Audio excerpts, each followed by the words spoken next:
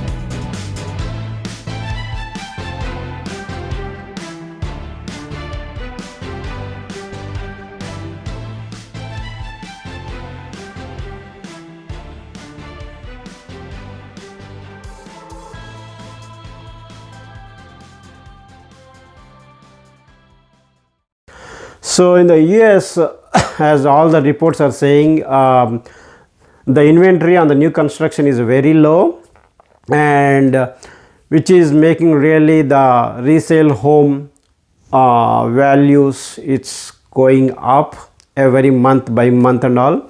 So here I'm not a realtor or mortgage broker, but I'm very much interested in the real estate area, and I just want to give my suggestions and advices. I hope it's really helps for the people who are in the market and planning to buy a resale home.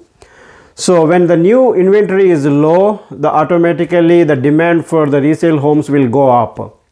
So the resale home, when you are in the market, I would suggest few things in the list. So my first advice is, as a buyer, do study and do some prep work yourself before even you go to the open yourself for the market. The reason, once you decide which location you are looking for, or the price range, you know your price range. So there are so many website and online tools. You can just get an idea by following few weeks. The age of the homes and how much of the square feet of the home and what is the school zone, what is the price range. So yes, just study like 2-3 weeks, you get an idea. So now come up with your top 3 priorities and price range. Either you want the location is top priority, or schools are top priority, or the community with amenities is your priority, or the price range is the top priority. So come up with top 3 priority listings, and now you are ready to start your hunting. So the next, once you are ready with the top 3 list and all, the second one is financial readiness. So strongly I advise, make sure that you have enough funds and cash reserves in the bank, because the buying a resale home is way quicker than the buying a new construction home. Usually, new construction takes like 6 to 8 months, sometimes up to 1 year, but the resale home hardly will be done. Once you like the home, everything will be done in 1 month mostly. So make sure you have the first thing, the first and foremost, before even you go to the realtor, just make sure that you have a pre-approval letter from the bank. That is the first thing you have to do as a buyer. Then make sure you have the cash reserves in the bank enough. You know your price range. So it is advised to have 20% of the home price. And not only that, there will be additional expenses during this process, closing costs, inspection expenses, all those. So it's advised to have enough funds in the bank. So once you are done with your prep work and you are ready and you have all financial needs, okay, the next one is hire a experienced realtor, get references from your friends, or you can search in the local directories and all. Would advise who have really good experience, not only in the new construction as well as handling the resale homes also. Hire a realtor, and the realtor definitely a very well guided tool for us for the resale home buying process, because they know the market data, they know in and out, and they know the history past, and they can predict the location and everything. So they know that definitely because they have the better data. So hire a realtor and explain your needs in your top 3 priority list and your price range, and just explain that how much window you can wiggle, if you want to go up or down or something depending on the house. So my advice here is this advice, in just follow, it will help you, it will save your time and the realtor time. When you are normally the realtor send the home listing, anything that meets your criteria, but do your work from your side. Just keep on checking on the websites, there are so many, Zillow or Redfin, realtor.com, any homes that are coming that meets your criteria. My strong advice, when they put the home on the market, most of the time seller agent give the description of the home. So go through the description, look for what are the upgrades are done, age of the home, and the schools are assigned to that home, and the community amenities, all those things. The most importantly, look for what are the upgrades are done, meaning like expensive items, HVAC system, roof, or the plumbing, or any screened porch or backyard. All these things just observe in the description, and that gives actually a kind of idea for you to proceed and call the realtor and go for a home for showings. And you can call the realtor and get the appointment to see the home.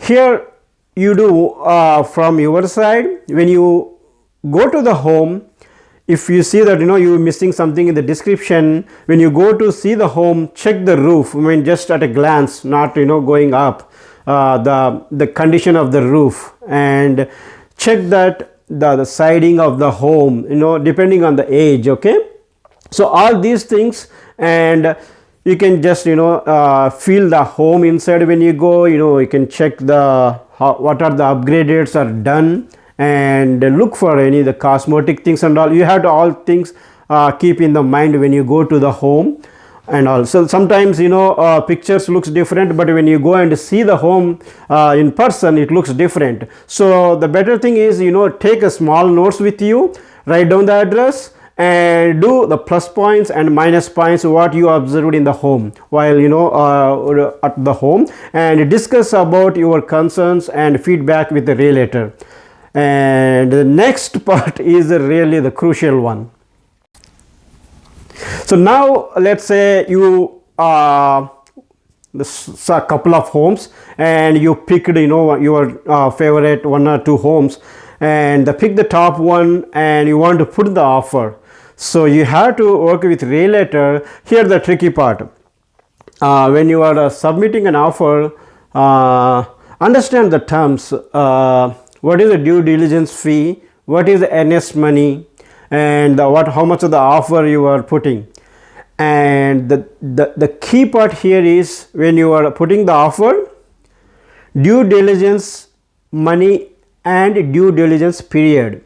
So due diligence period is the very important for you, because due diligence period is the period where you go to the home and get the inspections done, check the things yourself, plumbing is HVAC issues and everything and all.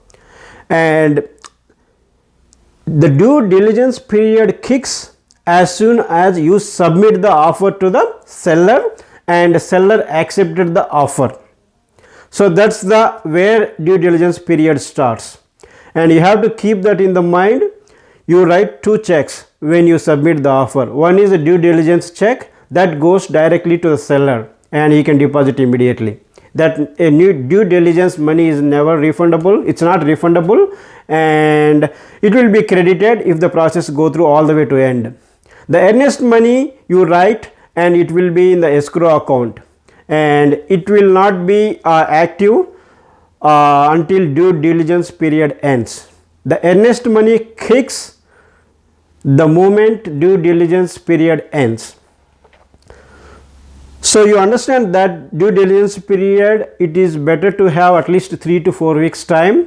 It gives you to do the home inspections, go through other termite inspections, check any cosmetic issues or any structural issues you found, and we can check the appliances status and if the appliances are really old. All these observations topics will give you a chance to negotiate with the seller agent and seller.